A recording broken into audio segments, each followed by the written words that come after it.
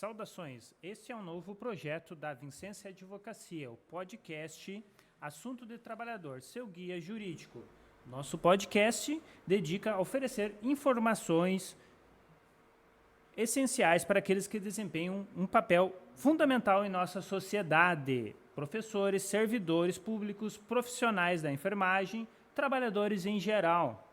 Nossa missão é capacitar você com conhecimento jurídico relevante e prático, para que você possa tomar decisões informadas em sua carreira e seus direitos no local de trabalho.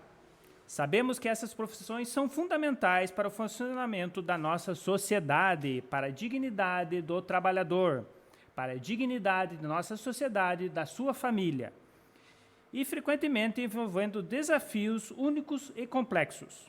Nos siga e compartilhe Assunto de Trabalhador, já e comece a fortalecer sua posição.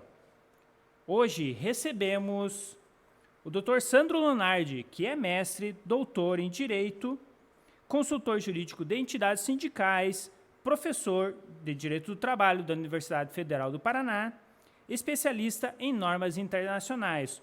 Meu grande amigo, colega do Instituto Edésio Passos. Dr. Sandro, obrigado pela presença. E, por favor, a sua saudação inicial e já respondendo a nossa primeira pergunta. Quem é Sandro Lunardi?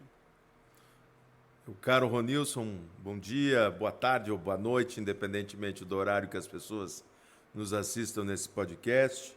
Eu quero saudar essa iniciativa da Vicência Advocacia no sentido de promover essa atividade de diálogo a partir dessa ferramenta tecnológica de comunicação que é o podcast, atingindo cada vez mais as pessoas de Pato Branco, do Sudoeste, do Paraná e do Brasil, divulgando questões e assuntos fundamentais para a vida dos trabalhadores. Então, para mim é uma honra participar deste primeiro encontro, dizer que é uma alegria muito grande te encontrar aqui em Pato Branco.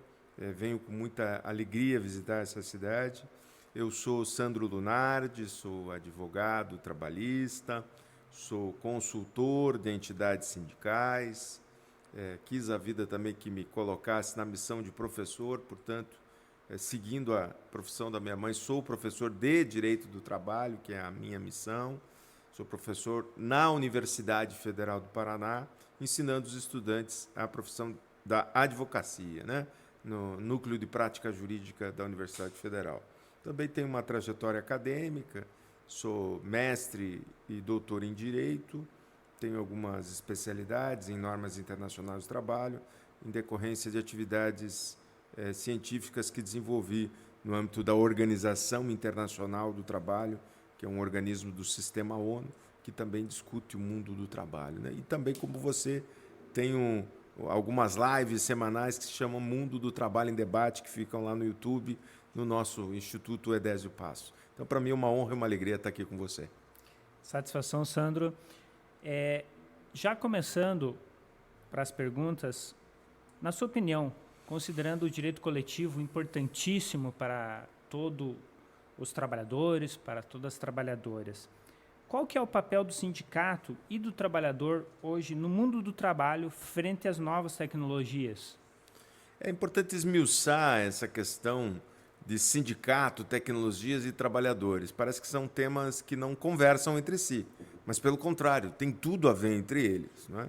Os sindicatos são associações de interessados na sua vida profissional e os sindicatos defendem os interesses dos trabalhadores. A tecnologia perpassa, atravessa o trabalho e sempre isto aconteceu. Na história da humanidade, o trabalho sempre foi atravessado por inovações tecnológicas. Veja lá na Revolução Industrial, a introdução das máquinas, dos teares, a mudança que isso trouxe, ao longo do tempo, a introdução das máquinas elétricas, dos computadores, e agora temos uma gama infinita de tecnologias, especialmente aceleradas no período da pandemia, que implementou na vida de empresas e trabalhadores, de estudantes, de toda a comunidade, o uso das plataformas, né, que facilitam as reuniões, diminuem as distâncias, proporcionam encontros, debates, reuniões, audiências, né? Nós que somos advogados. Então, o trabalho sempre é atravessado por inovações tecnológicas. Então, trabalho e inovações tecnológicas são temas que, por vezes, dialogam, por vezes, criam tensões, dificuldades, porque, em alguns casos, as tecnologias podem resultar na supressão de postos de trabalho. E, nesse sentido, os sindicatos cumprem um papel importantíssimo de mediação dos interesses entre aquelas empresas que querem implementar novas tecnologias, mas que essa implementação seja mediada pela dignidade da pessoa humana. O que é essa palavra dignidade da pessoa humana? É um termo jurídico que exprime que todo cidadão, que todo homem e mulher deste país deve ser respeitado na sua condição de brasileiro e de brasileiro cidadão trabalhador.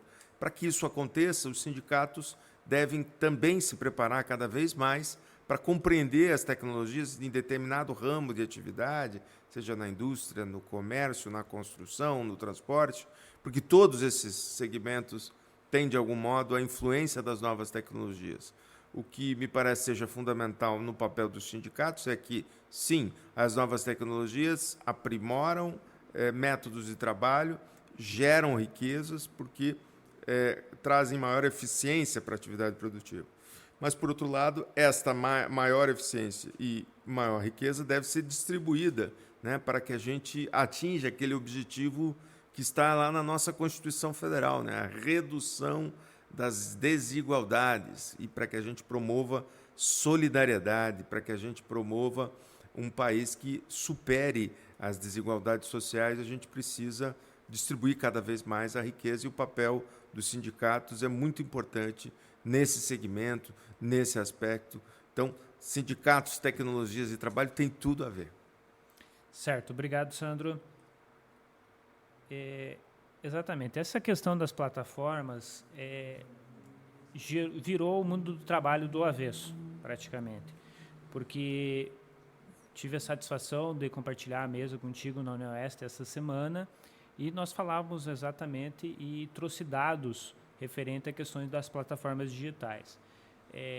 Pasmem, quem não sabe, mas 85% dos trabalhadores da população brasileira, corrigindo, utilizam o WhatsApp. Então, são milhões, né? Tem mais de 1 milhão de trabalhadores na plataforma de Uber no Brasil, né? O levantamento chega em torno de 1.600.000 trabalhadores para uso de tecnologia, seja de plataformas iFood, Uber, outras plataformas locais. Como organizar toda essa situação? Como acompanhar? Porque a partir da hora que nós tivemos o computador aqui dentro, a nossa vida ficou muito complicada de delimitar o que é trabalho e o que é a hora de descanso, a hora do lazer, a hora de aproveitar a família. Ficou muito complexo essa relação, se misturou muito a partir da hora que as tecnologias, principalmente dos telefones celulares, que antigamente era só para ligação, hoje nós temos o computador à palma da mão. Antigamente, como você falou mesmo, né, era a máquina de escrever. Então, tu ficava lá no escritório, a máquina de escrever, tu ia por horário X, tu ia lá trabalhar. Como é que tu pensa essa situação? Como é que é a tua opinião quanto a isso? Veja, como eu disse na última resposta, né, Ronilson?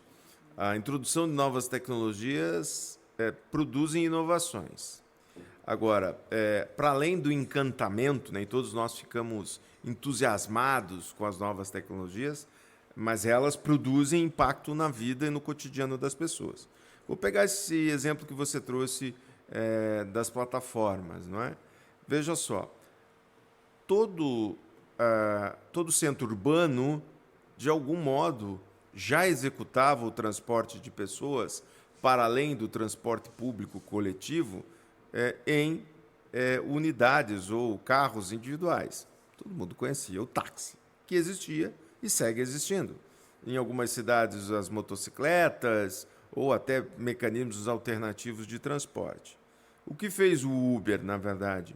Organizou esse mercado, otimizou o uso da tecnologia com o georreferenciamento, com o estabelecimento de preços que oscilam durante o dia, para que as pessoas possam usufruir de transporte, mas criou alguém no meio desse caminho, que é a própria Uber, que se apropria de parte da receita deste resultado do transporte de pessoas nas cidades. Isso foi bom? Isso foi ruim? Barateou? Verdade, barateou por um lado.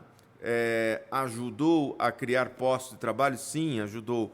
Mas criou postos de trabalho sem nenhuma proteção social. Inclusive, nesse momento, o governo federal está discutindo numa mesa tripartite entre as empresas, os trabalhadores e o governo, formas de regulamentação desta atividade desenvolvida por esses trabalhadores, seja no Uber ou nos aplicativos de transporte, seja no iFood. E no iFood também é importante dizer, não é? Todos nós, antes da existência do iFood, ligávamos para uma pizzaria, pedíamos a pizza e, certamente, um motociclista trazia até as nossas casas, né? Então, não é novidade o transporte de alimentos, ou a logística de transporte de alimentos entre um restaurante ou uma lanchonete até as nossas casas. A grande novidade foi a introdução de uma empresa que desenvolveu uma tecnologia, que organizou os fornecedores, organizou os consumidores e trouxe uma novidade bem importante que é muito utilizada. Estou exemplificando o iFood, tem outras diversas, não é? Mas isso é importante por um lado, mas da mesma forma que o Uber trouxe ocupações, retirou parte da renda do trabalhador que executa a tarefa. Isso é importante dizer.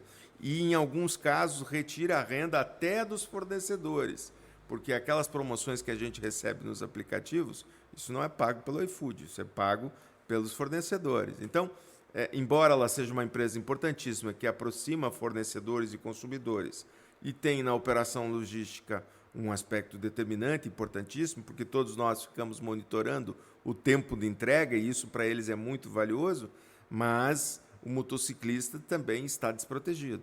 Então, se esse sujeito se acidenta ou se ele atropela alguém, quais são as condições de que o Estado brasileiro e as empresas custeiam o risco desta atividade econômica, né? Isso não pode ficar exclusivamente nas costas deste motociclista ou do motorista do Uber. Esse é um risco de uma atividade econômica que deve ser suportado por essas empresas de tecnologia, que possivelmente pode impactar de algum modo no preço, no custo, mas que é de responsabilidade de toda a sociedade, não é? Se eu me acidento, eu sofro um acidente, eu sou vítima de um acidente de um motorista de Uber que está 16 horas conduzindo o veículo, ele colocou em risco a vida dele mesmo, desse motorista, colocou em risco a minha vida. Isso deve ser interesse de todos, porque a segurança nas vias e rodovias é interesse das comunidades. Então, eu estou aqui retirando só um aspecto de uma atividade que foi otimizada pelas novas tecnologias, mas que carece de regulação.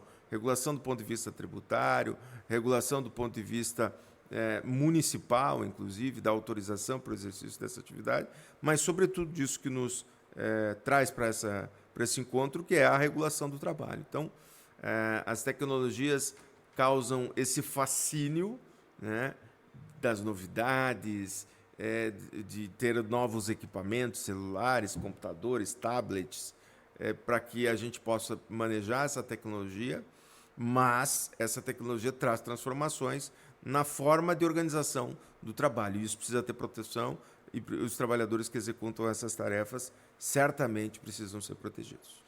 Excelente, Sandro. De um modo geral, o trabalhador deve perguntar como é que, se um motociclista, um entregador, um motorista de Uber se acidenta, obviamente que vai sobrecarregar o sistema. Por quê? Porque ele se acidenta, ele vai ir para o SUS, né, no Sistema Único de Saúde, vai sobrecarregar o SUS, vai sobrecarregar provavelmente a família, né, porque se ele não tem algum tipo de recolhimento, uma carteira assinada, uma contribuição para o INSS, ele vai ficar à mercê e vai sobrecarregar o sistema como um todo. Além do que, se aquele trabalhador morrer naquele determinado acidente, vai sobrecarregar ainda mais o sistema da Previdência Social, que daí vai gerar toda essa situação. Sandro, nos últimos tempos, temos verificado várias informações e vários trabalhadores vêm nos perguntar, e nós que vivemos nesse mundo sindical, eu gostaria que tu respondesse a seguinte situação: o imposto sindical vai voltar mesmo?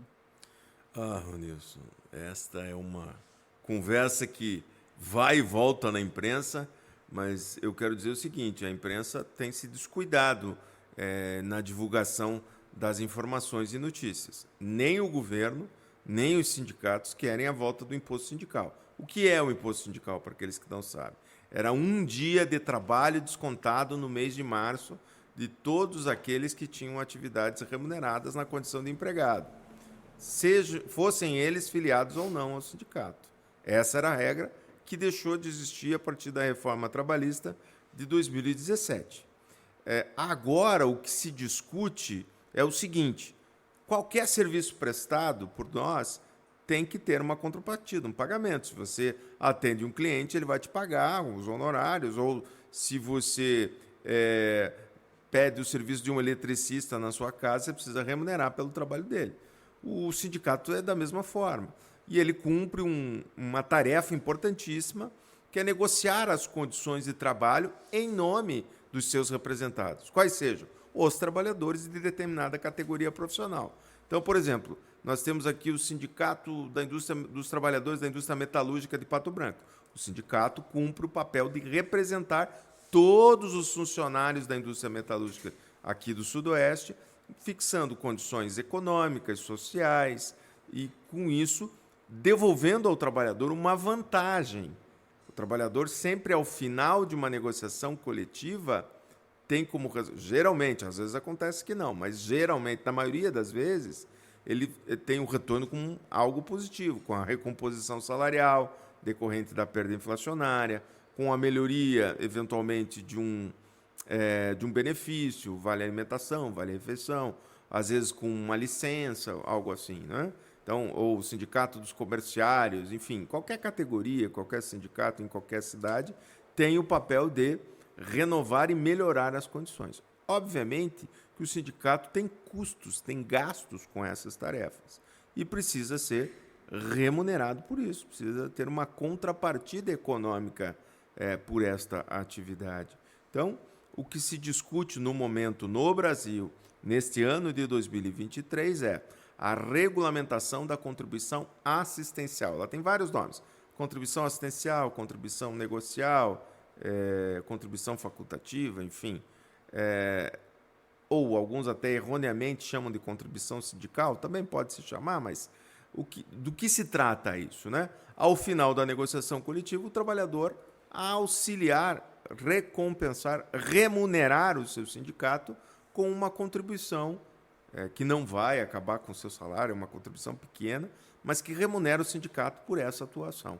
Como qualquer outra atividade, o sindicato presta um serviço e merece ser remunerado, e é disso que se trata, e é isso que o governo vem tratando, o governo federal lá em Brasília, por meio do Ministério do Trabalho e Emprego, tem discutido isso com as organizações sindicais patronais, com as organizações sindicais de trabalhadores, e o próprio governo está construindo uma alternativa para um projeto de lei que tenha consenso, que seja ajustado entre as partes.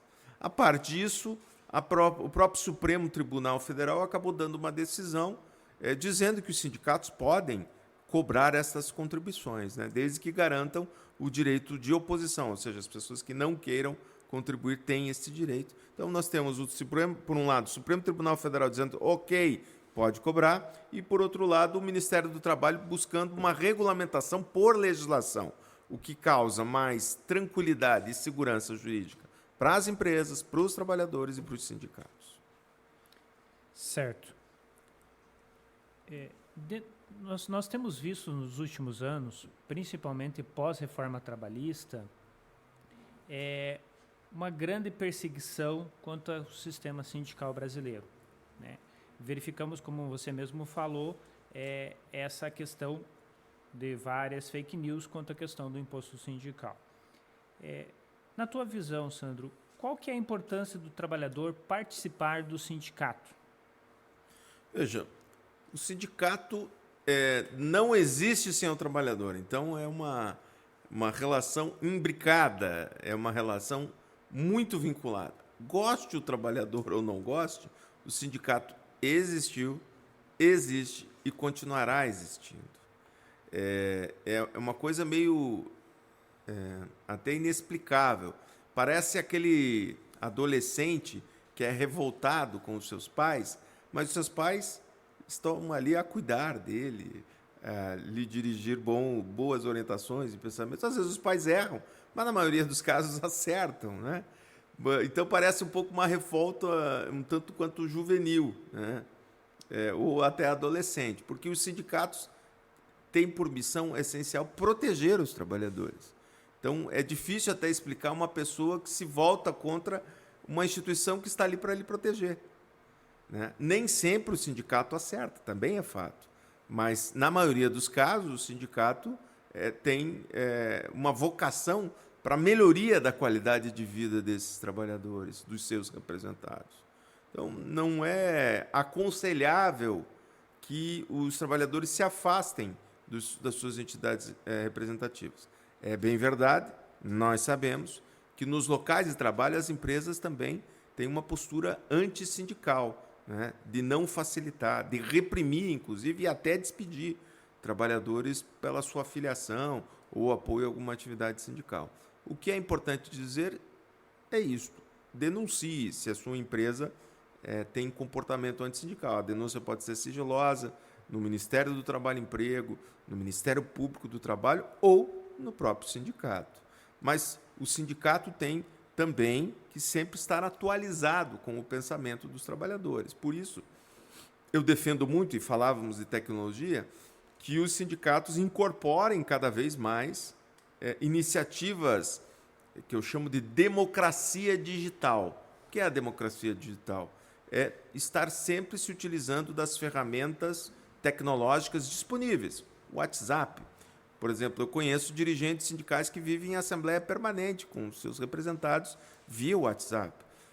Poder facilitar a participação dos trabalhadores nas assembleias, nas atividades, nas reuniões, com reuniões virtuais, ou colocando este conteúdo no YouTube para que as pessoas tenham conhecimento, facilitar as informações via as redes sociais, com o Instagram, com o YouTube, com o Facebook. Então, os sindicatos também estão desafiados a aprimorar-se nas suas formas de comunicação com os trabalhadores.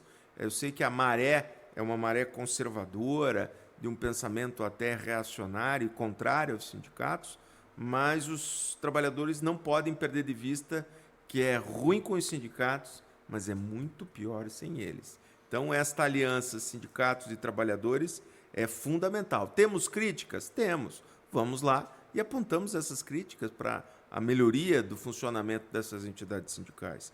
Por isso, o meu recado àqueles que nos acompanham é que os sindicatos devem ser apoiados.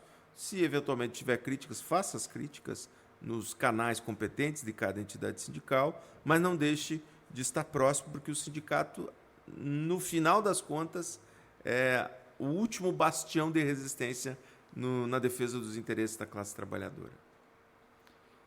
Ok, Sandro.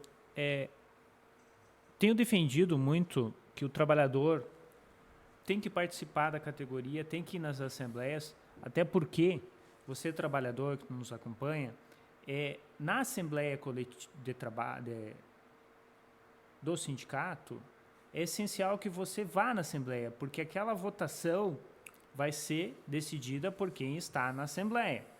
Como funciona a assembleia? Depende de cada estatuto de cada entidade. Então, é essencial estar participando da Assembleia, estar convivendo com o sindicato, ou seja, através das redes sociais, ou seja, da participação efetiva.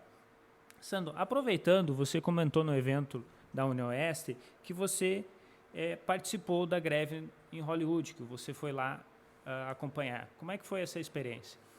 Então, Ronilson, foi uma experiência bem interessante, porque eu viajei para os Estados Unidos e estava em Los Angeles, e como você bem sabe, eu sou um curioso, né?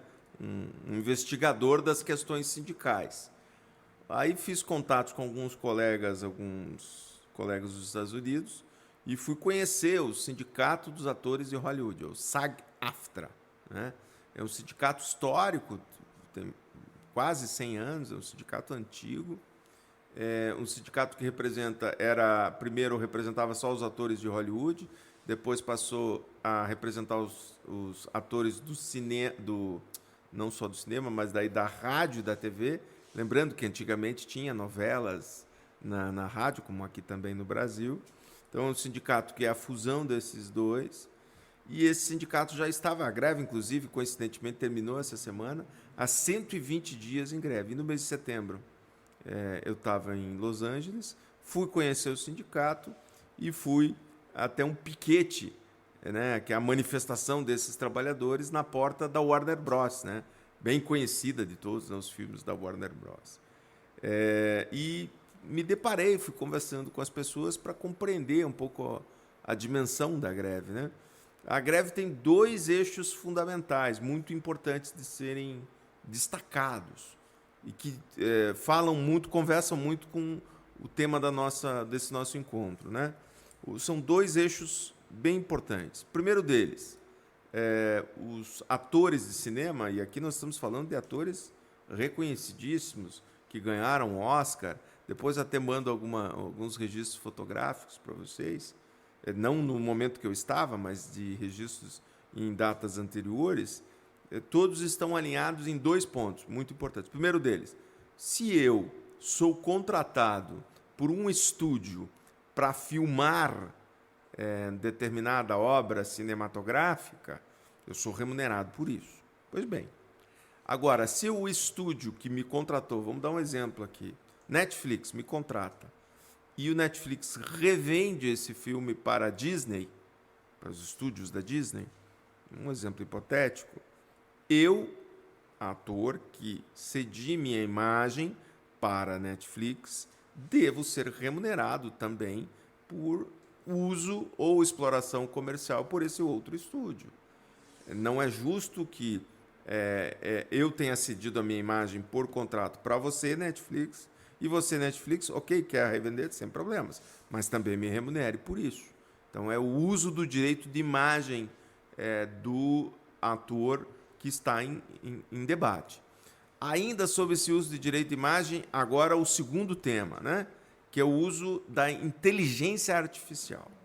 A inteligência artificial é algo ainda que um conceito que está muito falado, mas pouco compreendido, mas basicamente na indústria cinematográfica é aquilo que acontece nos filmes de super-heróis que a gente assiste, né? Então, 90% do que acontece na tela do cinema é criado por um computador. Não existe, né?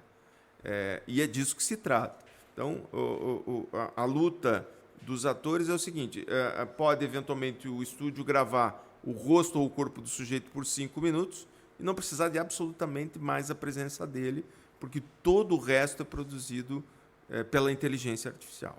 Então, a grande luta desta greve era a questão da limitação do uso da inteligência artificial na produção cinematográfica. Como regular esta utilização. Eu ainda não tive notícias e a que termos foram fechadas ou concluídas as negociações nesses 2 aspectos. Agora nós estamos na sexta, foi na última quarta-feira que a greve encerrou. Então as informações ainda estão um pouco esparsas, mas é importante dizer que o local onde corações e mentes são tocados, né, a indústria de Hollywood, também tem trabalhadores, também tem pessoas que se preocupam com as suas condições de trabalho. É importante dizer, todo mundo também tem essa falsa ilusão, né? a exemplo dos jogadores de futebol. Nem todo mundo é Ronaldo, Romário ou Cristiano Ronaldo. As pessoas, essas são o topo da pirâmide. A grande maioria ganha pouco, ganha salários para sobreviver, tanto no futebol quanto no cinema.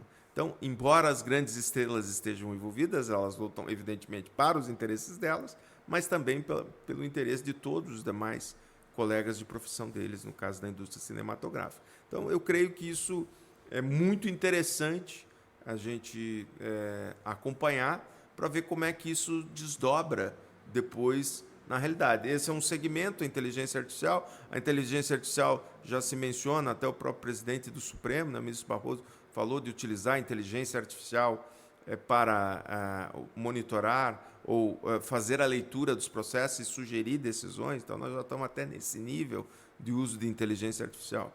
A questão é, a inteligência artificial vai, como as outras tecnologias, promover a supressão de atividades e postos de trabalho, e como lidaremos com isso? Essas são questões fundamentais. Você está escutando Assunto do Trabalhador, o nosso podcast da Vicência Advocacia. Sandro, aproveitando, nós temos discutido muito nos últimos anos no meio sindical, que nós vemos uma evasão dos jovens, tanto quanto a questões de participações em assembleias, quanto participação das diretorias dos sindicatos. Há um grande problema de renovação de jovens, de uma nova leva quanto a isso. Não só no mundo sindical, mas também em participação, tudo que depende de meio coletivo, como igrejas, clubes, associações, é muito difícil, há muito individualismo quanto a isso. Tu comentava quanto à questão da participação de jovens no movimento sindical dos Estados Unidos. Nos expõe um pouquinho disso. Muito bem. Há um fenômeno muito interessante acontecendo lá nos Estados Unidos, que é a ativação, né? A participação da juventude nas atividades sindicais. Então, é um fenômeno que tem se percebido de modo muito interessante naquele país. Me parece, pelo menos foram os relatos trazidos, eu tive, inclusive, não só no sindicato em Hollywood, tive no sindicato dos comerciários em Nova York. O relato que se tem é que são os millennials, não é? São esta geração nascida após 2000, que está muito atravessada por novas tecnologias, mas que sofreu um grande impacto por conta da pandemia e tem um olhar diferente para o trabalho. Então, as nossas gerações anteriores sempre tínhamos uma perspectiva de longo prazo com o trabalho, de carreiras, atividades, de manutenção de vínculos contratuais de longo prazo, e essas gerações têm vínculos absolutamente frágeis, temporários, e pesando e sopesando, na verdade, a qualidade de vida compartilhada com o trabalho, algo que era um pouco sonegado nas gerações anteriores. Então, eles enxergam nos sindicatos instituições que podem promover a qualidade de vida, o bem-estar do trabalhador, né? Algo que estava um pouco esquecido. Então, esse fenômeno de apoio aos sindicatos é uma realidade. Outra questão que você tocou da juventude e os sindicatos, eu creio que os sindicatos devem promover uma renovação nas suas práticas, estabelecendo que a utilização da arte e da cultura para chamar os jovens, né? Todo mundo gosta de arte e cultura, não tem quem não goste.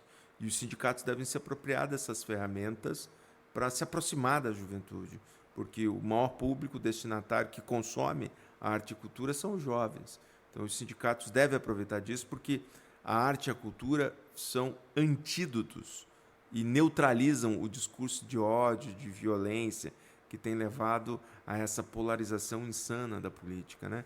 Então, a utilização dessas ferramentas são fundamentais. Outra questão que me parece seja importantíssima, a inclusão da pauta e que mobiliza a juventude, é a questão ambiental, não é? Todos nós estamos sujeitos a uma catástrofe ambiental, do Rio Grande do Sul, Santa Catarina, aqui no Paraná. Então, nós temos que estar mobilizados para essa temática, todos nós. Mas os jovens têm uma sensibilidade adicional para esse tema e cada vez mais devemos implementar essas políticas no âmbito dos sindicatos. Obrigado, Sandro, pela sua presença. Só uns dados referente à questão que nós comentávamos anteriormente, as plataformas.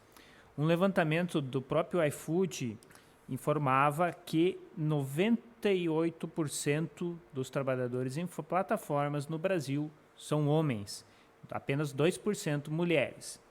E um dado bem interessante, Sandro, é que apenas 2% é o primeiro emprego. Apenas 2% desses mais de 1 milhão de trabalhadores que trabalham nas plataformas digitais hoje no Brasil é o primeiro emprego. Geralmente é um emprego, é uma renda extra, é uma renda a mais. Pois bem, Sandro, nós temos visto nos últimos anos muitas polêmicas, muitas questões sobre as decisões do STF. Na sua opinião, qual que é a influência dessas decisões na vida do trabalhador? Veja, é claro que para aqueles que não têm formação jurídica é muito difícil compreender o que acontece no Supremo, né? Então, a nossa comunidade jurídica, né, Ronilson, tem um dialeto próprio técnico e que está distante da compreensão linguística das pessoas, né? Então, há que se ter também, eu digo assim, uma tecla SAP, né? Uma tecla que traduza para as pessoas entenderem quais são os impactos das decisões do STF na vida dessas pessoas. Então, elas precisam compreender isso. Bom, no mundo do trabalho, a gente tem passado por inúmeras decisões que impactam e alteram a vida dos trabalhadores. Embora pareça distante, embora eu não compreenda o que eles dizem, mesmo nos jornais, a gente não consegue entender muito bem quando passa na TV, mas aquilo, de algum modo, altera as nossas vidas. E, portanto, essa sua iniciativa aqui, Ronilson, de esclarecer as pessoas, conectando o mundo do direito, a vida dos trabalhadores, e trazendo esses depoimentos, vão auxiliar cada vez mais para que as pessoas possam compreender como determinada a decisão A, B ou C, ela impacta direto ou indiretamente nas suas vidas, não só no mundo do trabalho, mas todos os demais temas que são lá encaminhados. Então, eu quero muito agradecer o teu convite e a iniciativa desse podcast que faço votos, tenha muito sucesso e tenha vida longa. Excelente, Sandro. Encerrando, gostaria de alguns comentários quanto à tua participação na OIT, os teus estudos quanto à Organização Internacional do Trabalho. Bom, a Organização Internacional do Trabalho é um organismo do sistema ONU, né, a Organização das Nações Unidas. A OIT, a exemplo da OMS, que ficou muito conhecida durante a pandemia, né, a Organização Mundial de Saúde, são agências especializadas da ONU. São agências que cuidam de temáticas específicas.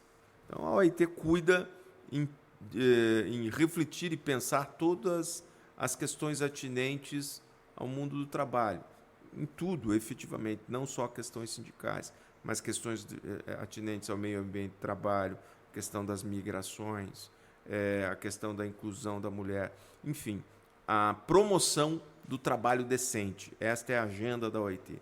E no que consiste o trabalho decente?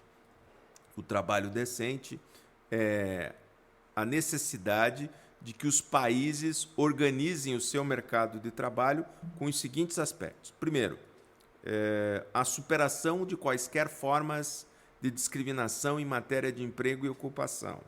Então, o mercado de trabalho deve estar organizado de modo que as pessoas, para acessar o seu emprego, para manter o seu emprego ou na dispensa, não sejam discriminadas em razão da sua orientação política, do seu credo religioso ou da cor da pele, enfim, todos esses aspectos, ou por conta se for homem ou mulher, enfim. Outro aspecto importante é a superação da exploração do trabalho infantil, em hipótese alguma, trabalho infantil na execução de tarefas, né? A abolição de quaisquer formas de exploração do trabalho escravo ou análogo. E um quarto elemento, um quarto pilar é os sindicatos com liberdade para fazer negociações coletivas. E, recentemente, em 2019, um último pilar foi inserido, que é um meio ambiente saudável, um meio ambiente de trabalho saudável e seguro.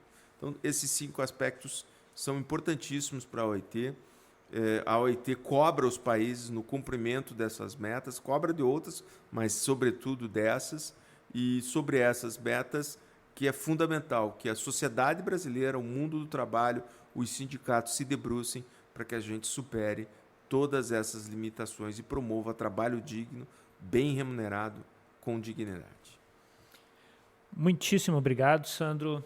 Obrigado pela disposição. Foi uma satisfação recebê-lo aqui no nosso primeiro podcast Assunto de Trabalhador, seu guia jurídico da Vincência Advocacia, hoje aqui com o Instituto Edésio Passos também apoiando.